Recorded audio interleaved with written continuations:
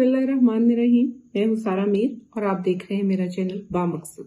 जब भी हमारे मुल्क में पाकिस्तान में सैलाबी सूरत हाल पैदा होती है या जलजिले की सूरत हाल पैदा होती है या कोई भी कुदरती आफत का हम शिकार होते हैं तो हम तरक्की याफ्ता ममालिक से फौरन इमदाद के तलबगार हो जाते हैं। क्या हमने कभी गौर किया है कि इस ग्लोबल वार्मिंग और क्लाइमेट चेंज का सबसे ज्यादा जिम्मेदार कौन है?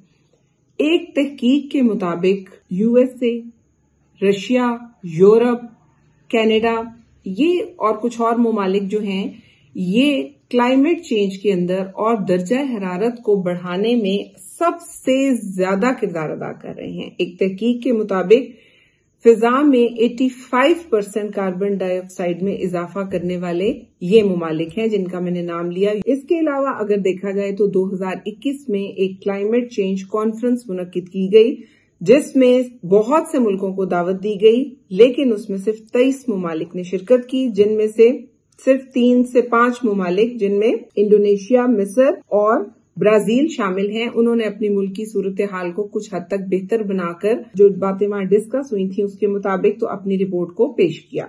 बाकी किसी मुल्क ने संजीदगी का इजहार नहीं किया।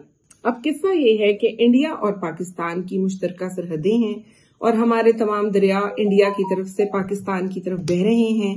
आने वाले वक्त में हम ग्लोबल वार्मिंग के हिसाब से और मॉनसून की इजाफी बारिशों और सैलाबी सूरत हाल के अंदर ज्यादा मुतासिर होते हुए दिखाई दे रहे हैं।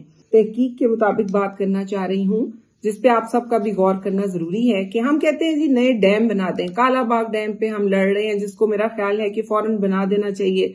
डैम्स तो बनने ही चाहिए, रिजर्वॉयर्स बननी चाहिए और चीजें बनाई जा सकती हैं, लेकिन क्या कभी किसी ने तहकीक की है कि जब हमारा नहरी निजाम बनाया गया, हमारे दरिया जो जिधर से नेचुरल रूट्स के ऊपर आ रहे हैं उनमें कुछ और दरिया भी शामिल थे। जो दरियाए लूनी है जो इंडिया से आ रहा है उसको आगे आके जब उस दरियाए सतलुज में मिलता है तो वहां से हाकरा दरिया था जो वहां से जाकर फिर वो दरियाए सिंध के अंदर गिर जाता था। अच्छा, ये जो जगह थी दरियाए सतलुज, यहाँ पर दरियाए सिंध और दरियाए सतलुज यहाँ पर थर जो सहरा है उसके साथ वो उसकी हदें बनाता है। घाघर हाकरा दरिया है या जो वाटर चैनल है वो अब सूख चुका है, इसीलिए थर के अंदर जो है वो प्यास है, पानी की जो है वो गैर मौजूदगी से मरने लगते हैं, जानवर अपनी जान देने लगते हैं और उनका बड़ा नुकसान हो जाता है।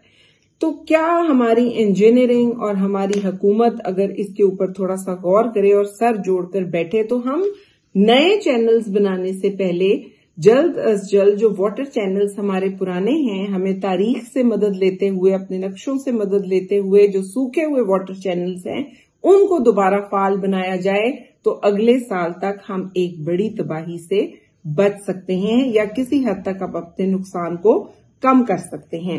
हमें भी हुकूमत के साथ मुत्तहिद होकर मिलकर अपने मुल्क को बचाने की और अपने लोगों को बचाने की जरूरत है। सब मस्बत सोच के साथ इसके अंदर अपना जो है वो अपने हिस्से की शम्मा जलाएं।